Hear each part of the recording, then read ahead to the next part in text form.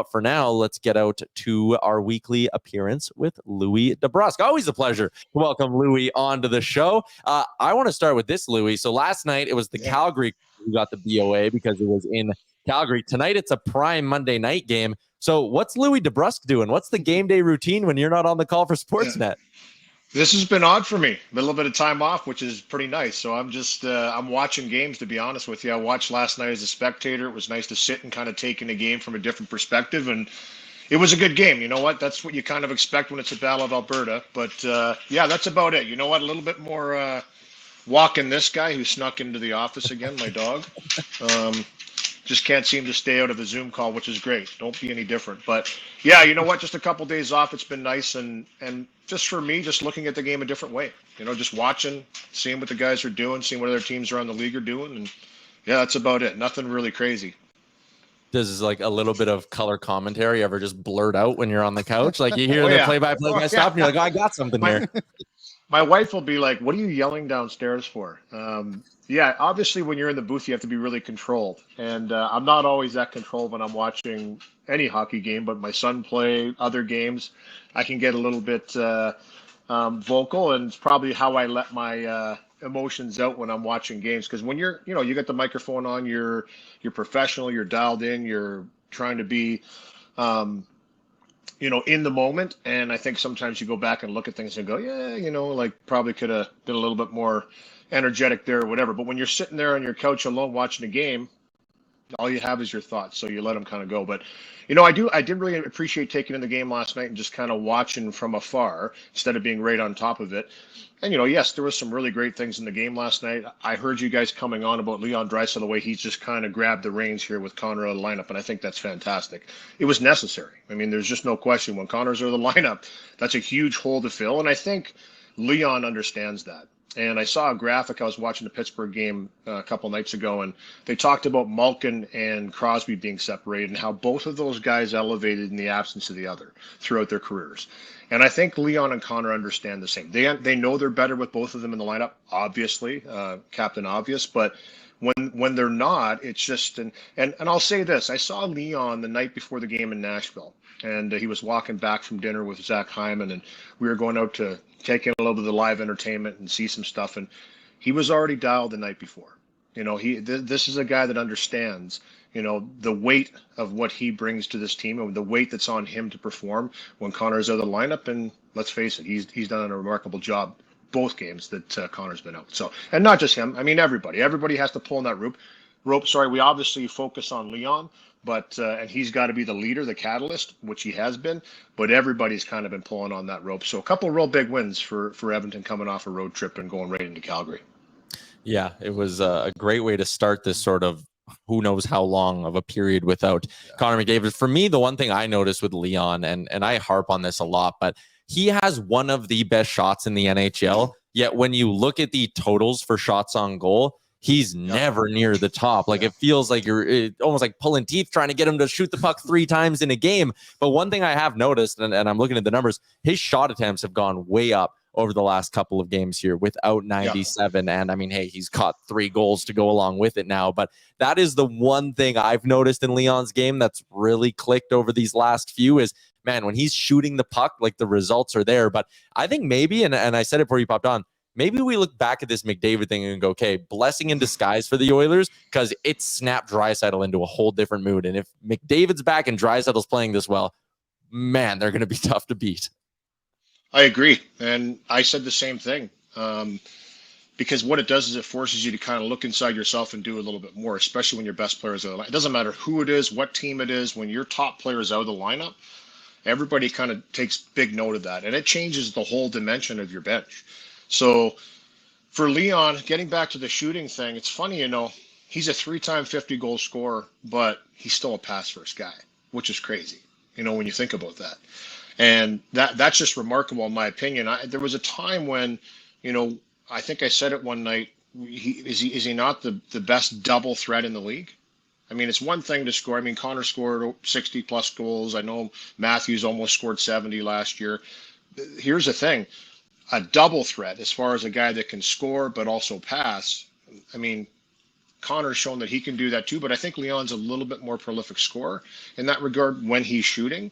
I agree with you. He's got one of the best shots in the league. So I think we always want to see him shoot more. I think they were forcing it a bit on the power play early in the season. I think sometimes when he starts to get taken away, he knows he has so many great options that he's so good at sucking people into him that he'll just bring someone into him and then he'll delegate because he's such a great passer. But when he doesn't have 97 there running with him, he knows he has to do a little bit more. And part of that doing a little bit more is taking the puck to the net. I think moving the feet too. Again, and I don't want to keep just putting this on Connor, but when you're playing with the fastest guy in the world, you want to give him the puck to transport the puck up the ice, especially on the power play.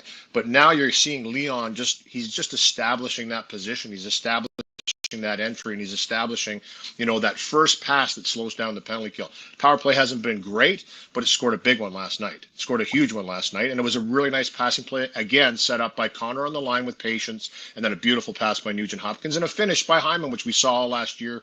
He's been snake bitten this year, but they're starting to go in for him now, which is a big plus. And there's another guy that stepped up in the absence. So I listen, this team has a ton of great players. I think that they all have a pecking order, so to speak. But when that pecking order gets knocked out of balance, everybody's got to step up. And a couple other guys too, like Podkolzin for me on that top line, he's been really noticeable. He's been noticeable in his board work, in his physicality. He makes the little plays. He's good defensively. He has a defensive conscience, and he's starting to find a little confidence with the puck on his stick. So he really complements Draisaitl and Arvidsson on that top line. So it's been a nice mix. Yeah, my next question was about Vasily Podkolzin, because I think Arvidsson, we all knew eventually he would get going. And looking at Podkolzin, like, I know Canucks fans on Twitter kind of like to make fun of us, being like, oh, if you're waiting for the offense to come, like, you're never going to stop waiting. Canucks fans said we waited 2 full years for the offense to get there. But I just look at a guy that he is smart. He's physical. He has decent touch in there. You don't become a first-round pick on accident. Like, there's something there, and I really like that Chris Knobloch's being patient and just sticking him with Draisaitl for, I think tonight will be game number 5 in a row.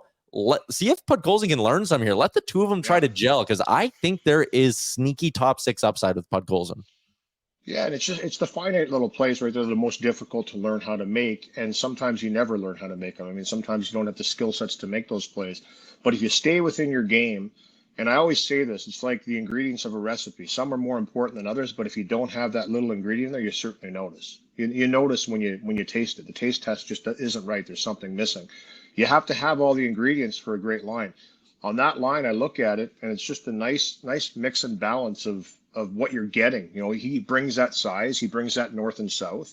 He brings the wall work and the physicality. We saw that fight with Lausanne in Nashville, which I think just kind of let the league know, hey, I'm not afraid to drop the gloves and throw down if you really want to mess with me. Podkolzin's a big kid. He's a really big kid. So that resonates through a league really quickly when you have a fight like that where you're that dominant against a tough customer in Jeremy Lauzon. I watched him in Boston for years. I mean, this is a kid that, he battles every night. He got back up and got back in that game. Shows you how tough he is. He's not going away. So that's not a pushover that he fought there. But I think what it does is it establishes you as a guy that's, hey, I'm here to play. I'm here to play. I'm here to play hard. If you mess with me, I'll back it up, which gives everybody on the line and the team a little bit of a rise without Evander Kane this season. Obviously, he's a guy that really provides that when he's in the lineup. Everybody knows he's physical. He's tough. He can take care of business. So I just think it gives him another element in that regard. But you've got that size on the wing, a guy that's making the little plays. You've got obviously Leon Draisaitl, who both guys are really excited to be playing with, which elevates everything. And then Victor Arvidsson's starting to come around. He really fought it early in the season. And I think, and we've talked about this before, I think he was trying to do too much. He was just trying to be too creative, trying to do too much. The one thing you talked about shot mentality, Ty, and look what he did in Nashville. I think he had 11 shot attempts on net in that game. Again, stop passing off good opportunities to shoot the puck. You take it upon yourself to say, hey, I'm confident enough to take that shot. And ever since they started doing that, good things have happened to that line. I thought, as the game went on, the Flames pushed back last night and started to push Edmonton on their heels a bit. Some mistakes in the defensive zone still need to be cleaned up. I think their net front needs to still be cleaned up. But these are all things, a work in progress that the team's going through, and they pulled out a big win. That was a big win with a team that came back and tied it. Sometimes when you lose that lead the way they did, you can be deflated. They didn't get deflated. They stayed with it and pulled out 2 points. Obviously, with Connor being out, they were able to call up a couple of players, Noah Philp being one of them. I don't think he was as present in the game yesterday, but a really good game against Nashville. What have you thought of him through 2 games, and what do you think he can be on this Oilers team down the road? Yeah, it was a nice story, wasn't it? Seeing him come up and get that first point. Almost had a goal. He had a couple opportunities in Nashville for Noah.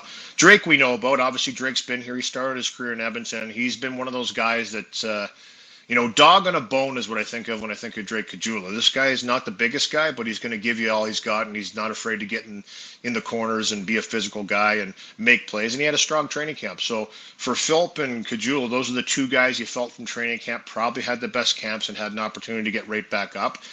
I think for Noah, the upside's a little bigger. I just think because of his size, because of his skating, right-handed shot, he's trying to figure things out right now is what I see in him. So I see a player right now that doesn't want to make mistakes. He's not playing super free. He's just playing, managing his game, which is not easy to do for a young player, but he's accomplishing it. He's doing it.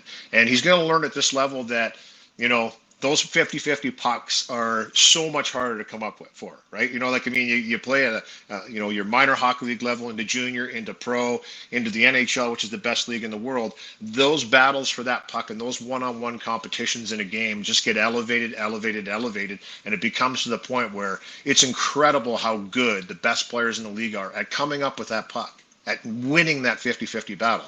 It's not fluke that they win it more often than not. That's a skill, but it's also a desire and just an understanding of how hard you have to be. He's getting it. So he hasn't hurt anything. I think that he has really good instincts, which is the most important thing for me. He seems to be in the right position. He's got a defensive conscience. Again, he's 6'3", so he's going to have that reach and size. He's not afraid to use his size. I like him. You know what? Listen, he's missed a lot of hockey. I know Jack was talking about it in Nashville. With the lockout, he's essentially kind of missed 3 of the last 4 years. He hasn't played a lot of hockey. So he's just about getting reps right now. But I think what will happen with him is, like it happens to all young pros, you kind of have an experience in the NHL, you understand, what it's all about, and then you go and you work on yourself and your game to make sure that you're adequate and better at the things that maybe you weren't as good at the first time around. There's a lot of upside there. I got a lot of time for him, and he's almost scored a couple of goals. He had a nice chance in Calgary too, in that nice little area pass by Cory Perry, put it right in a spot for him to shoot it. I mean, that's kind of 50-50 for me as a goaltender. If Vladar made a good save, but if he would have put that a little more to the left, I think it would have been a hard save to make. So far so good in a couple games. I think that you're always a little bit nervous, and I expect him, that first game, the energy carries you through. The second game, you're thinking a little bit more. The third game, this will be a test for him tonight against a very fast New Jersey Devils team.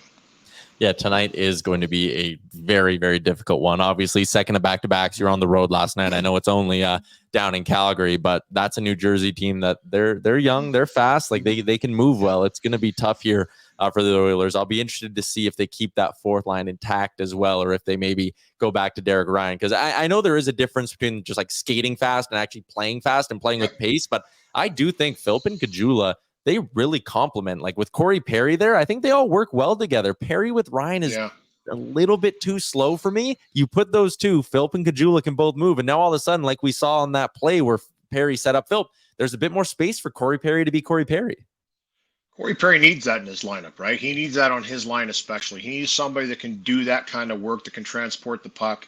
Once he's in the positions that he's used to playing, he's unbelievable. You watch him and you start to really appreciate why he's been around the game for so long and why he's been successful, why he's been able to go into so many different situations. And I know Tyler Toffoli was on After Hours the other night, and similar situation. Every time they jump into a new organization, they just seem to blend seamlessly.